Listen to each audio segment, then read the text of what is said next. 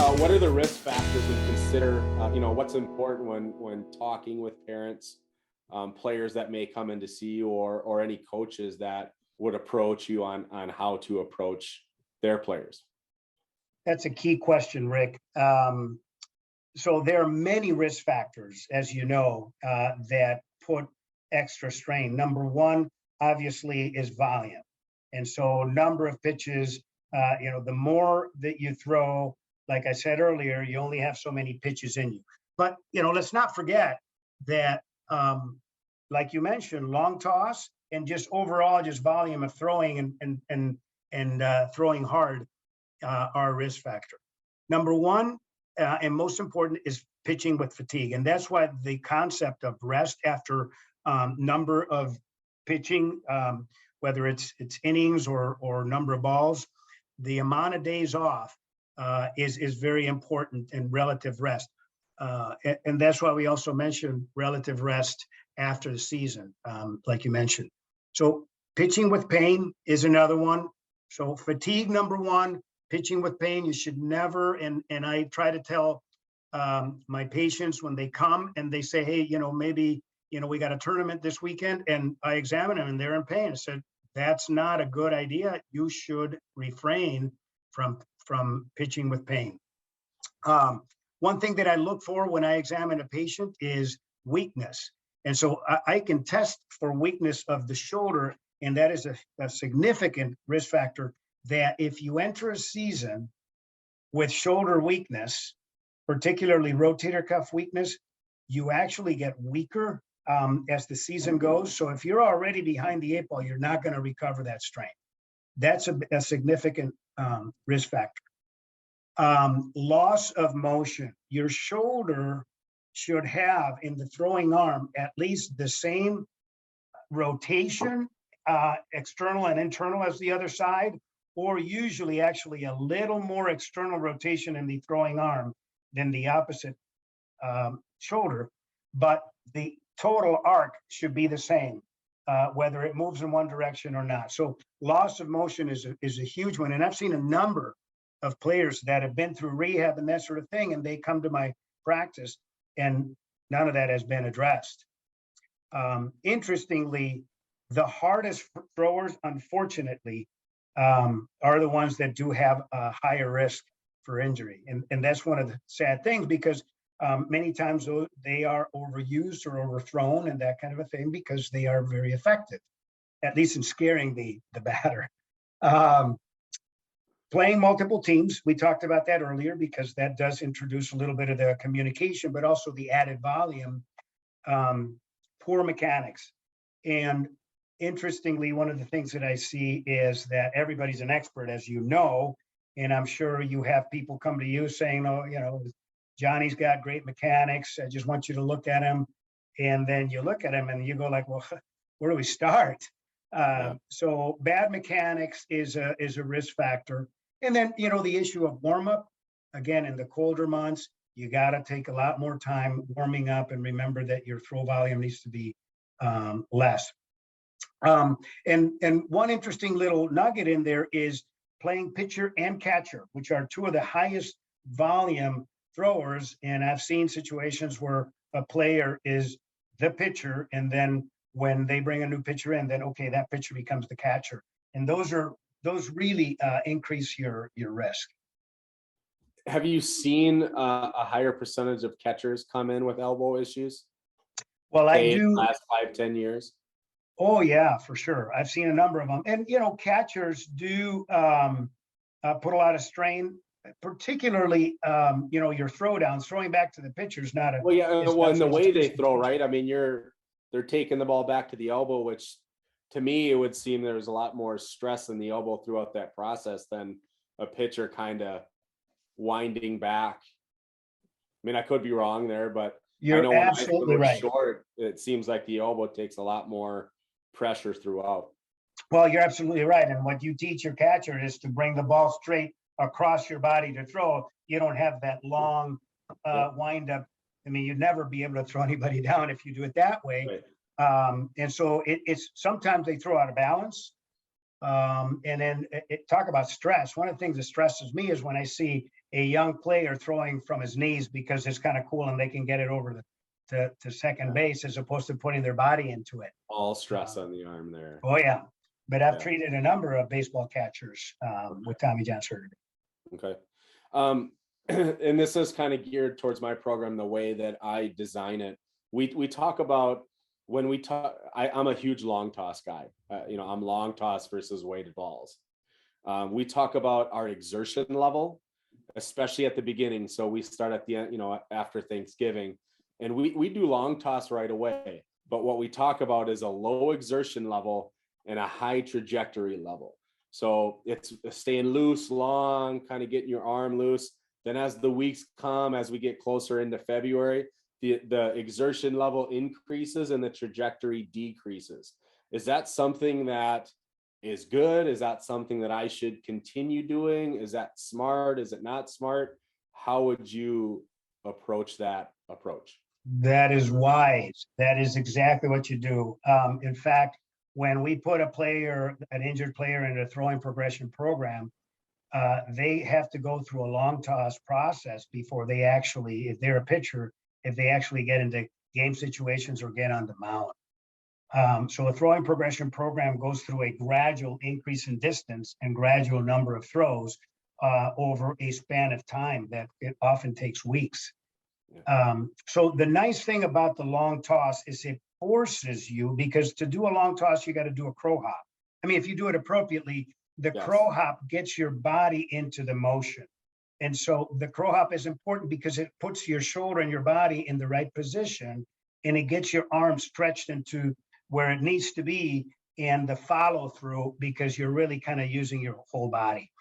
And learning how to do a long toss is very critical to be able to translate that into a fielding position or a pitching position. So it's critical. It forces you to do that. And then the arc is perfect, because as you start to kind of put arc into it, you're just really kind of focusing not so much on arm, but on body. Whereas when you start to kind of zip it and go more on a laser line, you're putting a little more torque on the body. So it's a really good transition and a really good way to introduce A, good mechanics, and B, sort of a warm up and a build up of strength and distance. Okay, and that kind of leads us to the next portion of this. And I know for me, I'm sure you've talked to me a couple of times, and I get pretty passionate about it. 15 years ago, long toss was a thing. I remember through high school, long toss started to get popular. I remember my second favorite pitcher, Pedro Martinez. They asked him, what did you do to get your arm strength? And he goes, I just threw a ball as far as I could, as long as I could do it. And that took some traction, into the 2000s. But now we're into this whole weighted ball thing. Now, I use weighted balls. We use them, but there's certain ways that we use them. We do weighted ball flips. So I do behind throws. However, we don't do any weighted ball actual throwing forward in a high exertion level manner. We also don't do, I think it's crazy personally, I don't even know exactly how it goes, but I saw it happen. They call it the overload underload. And ET, I don't know if you know about this, where kids are throwing 2-ounce balls one day, and then they work up to a 8-ounce ball, and they're, doing the velocity readings on a 3-ounce ball. And it seems like a lot of fluff to me. So maybe if you can, dive into the weighted balls, what kids should be doing at what ages, what maturity levels, all that kind of stuff, because I know it's getting pretty popular as far as training goes. Well, every week I see somebody, or at least every other week, that has had shoulder problems or elbow problems, that I ask them, are you part of a weighted ball program? And many times the answer is yes. So, I mean, this is really a fascinating topic. There's been very, very little meaningful research on this. And so weighted balls are introduced as a program to increase velocity. So it's part of a velocity program. And the problem is that if it's done at the right in the right context, it can increase velocity, but it comes at a loss. One of the problems that weighted balls is that they're shaped like what? A ball. And so the weighted balls, if they were shaped like a football or like an oval or like something that doesn't, kind of make you think that, okay, this is a ball, I need to throw it. There's a tremendous benefit because it's used, like you say, for flips and in other areas of increasing endurance and that sort of thing.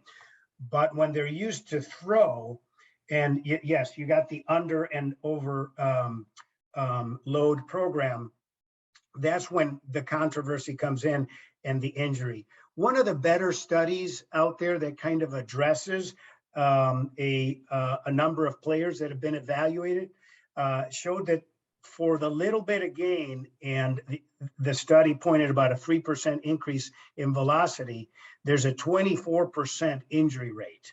Now you tell me, is that worth the cost? And we can talk about what's more effective, building, a couple more miles an hour in your throw, or building arm strength, preserving your arm, and working on technique. So weighted balls can be part of a conditioning program as long as they're used for conditioning and strengthening in other areas. But when you're using to throw them, and particularly, a regular baseball is 5 ounces. And so there's a huge market for weighted balls, and you can just buy them on Amazon, and parents are buying them. Yeah. And then you see a couple of YouTube videos, and then all of a sudden you have your kid throwing weighted balls. Look, if you could see the look at somebody, the sheepish look on somebody that a parent bought weighted balls and had their kid throw weighted balls, and then they get injured. And I say, well, have you ever used weighted balls? It's kind of like a funny look, especially when they admit, well, yeah, we kind of bought some, and so we've been using them. But there's a huge market for them, and you need to be careful about the benefit versus the cost. Also, if you're lacking external rotation strength, you're going to actually get weaker. They increase external rotation motion, which is what is believed to be what contributes to maybe throwing a little harder, but they can lead to weakness in external rotation, which is one of the risk factors that I mentioned earlier. The weighted balls also are a problem because they can magnify a risk in somebody who's got poor mechanics. So if throwing a 5-ounce baseball with poor mechanics is a risk factor, add some weight to that and try to chuck it as hard as you can. You're really asking for trouble. The other thing is they should not and cannot be used in people that have growth plates that are open. And I saw one of those this week. So the growth plate, I think we had talked about this prior, ET. When does a growth plate, like the latest that it would close on a player, what age group do you stop seeing those? Well, it would be very relatively rate for a growth plate in the elbow to still be open, past 16 years old. Okay. But I do see it. We take x-rays on every player in the Dominican Republic, and we see players into the 18-year-old ranges that they still have a little bit of growth plate seam in there, whether it's in the elbow or the shoulder. The shoulder tends to close a little bit later, and there are growth plates throughout the body. I mean, the pelvis is one of those that's also a little bit later, some of the growth plates there. So just because a growth plate closed in an elbow doesn't mean that a player may not grow anymore, but we use it just as a general rule to try to find out where they're at. But the growth plate is actually the weak link, not the ligament in somebody that's skeletally immature. So if the growth plate is open, that is weaker than the ligament, the Tommy John ligament, the ulnar collateral ligament. Okay. I don't want to keep you all night here, ET. I could probably talk to you about this for hours. You know what? So the people in the baseball world, the baseball community, guys like myself, coaches around the valley, around the state, around the country, what do you recommend to us? For pitchers, how can we get the injuries to decrease? Because for 20 years it's been a constant increase. What can we do? What do you suggest to us to get this tapered down a little bit? And it's a great question. And as much teaching and as much speaking as I do, and I've gone, around the leagues, have been invited, I really want to convey the prevention aspect, and listening to people that are, knowledgeable about this.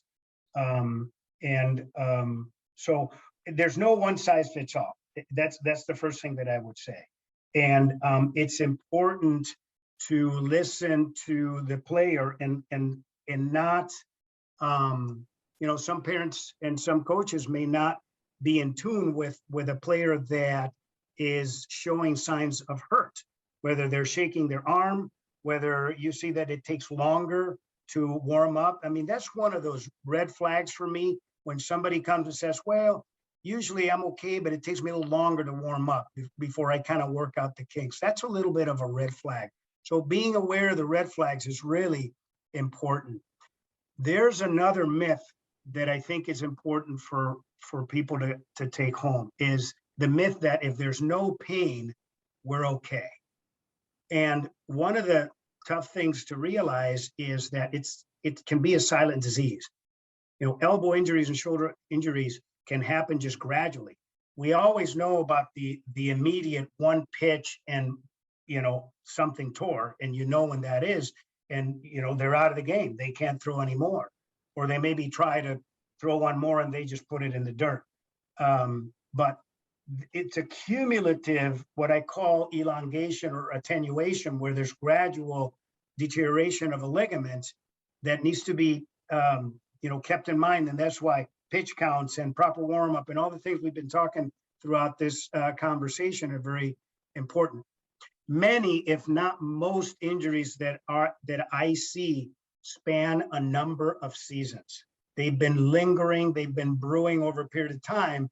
And unfortunately, you may recruit a player to your league for this season, and then they tear a ligament or something like that. And then all eyes are on you. They're going, okay, what did Rick do? But what they may not understand, this may have been predating them coming here, and finally it started to hurt. Also, keeping in mind that most tears are partial; they're not complete tears. And going to somebody that's knowledgeable in evaluating these is really kind of critical, and doing it early. Do it early before it becomes a bigger problem. And one of the things that we have to do is sometimes we have to take the pitcher out of the lineup or get the player to not be in the game, or be a designated hitter, or switch positions. It's also helpful to learn to play multiple positions, because it gives you a lot of versatility, and not be so pigeonholed into one throwing. Naturally, as you progress and you get recruited into college, a pitcher is a pitcher, and that's the same thing when you go into professional baseball. So I think that the volume of work, particularly in a pitcher, is to learn to pitch correctly, to work on the mechanics, work on how to pitch correctly and be more efficient. Remember that hitting is about timing, but pitching is about disrupting timing and learning that off-speed pitch, and learning how to locate the ball and know what pitch to throw in the right circumstance. You're just a master at that, but many coaches are not, and depending on where you go. So listening to your body, listening to your coach, getting treatment early, being aware of the warning signs, being aware of the risk factors. That's what I try to kind of educate most people as much as I can. So I appreciate your time, ET. Before I let you get out of here, I want people to know, or I guess my question to you for others, can people come in and get an eval from you? Do you do that where you can kind of diagnose, check their shoulders, check their external, internal rotations? Is that something that you do, more preventative measures, or do we wait until, a pain or a soreness happens and then come see you? What would you recommend to people? Yeah, baseball is my passion. Baseball players, softball players. I mean, that's an area that, because of number one, my exposure, and because I see so many of them, I welcome people to come to my office. And my front staff knows that I do have a priority for baseball folks, because I want to be preventive. I want to see them before it becomes a problem. So anybody that makes an appointment to see me, we're going to get them in early. It's a short season. And what's funny is the high school season is 4 years. And then, so if you have Tommy John surgery in the middle of your sophomore year, you're pretty much kind of wrote yourself out of playing baseball in high school anymore, because by the time other players passed you by. And so that's the sad thing. I mean, once you get into a professional level and a college level, you got redshirt years and that kind of a thing, you're already recruited, you're part of the system. And so they're going to encourage keeping you. But in the younger levels, you miss one season, you may be done, especially 1 year. Awesome. For those watching, if you're in the Valley in Wisconsin, I've sent dozens of my players over to ET. You're going to be evaluated correctly. He's going to be honest with you. So if you ever have questions, he's the guy to go see. Without a doubt, you'll love him. As you can tell, great personality. He knows his stuff. So feel free to check him out. Dr. E.T. Mejia, great friend of mine. And I look forward to hopefully having another conversation like this with you. Hopefully a little bit more positive conversation with injuries going down. So that's my hope here in the next couple years. And we'll obviously, ET, we'll continue our discussions and meetings, I hope, in the next coming months, and look forward to doing this again soon. Thank you, Rick. To be continued. Really enjoyed talking with you, and anytime you need anything, let me know. Sounds good. Thanks, ET. All right. See you next time.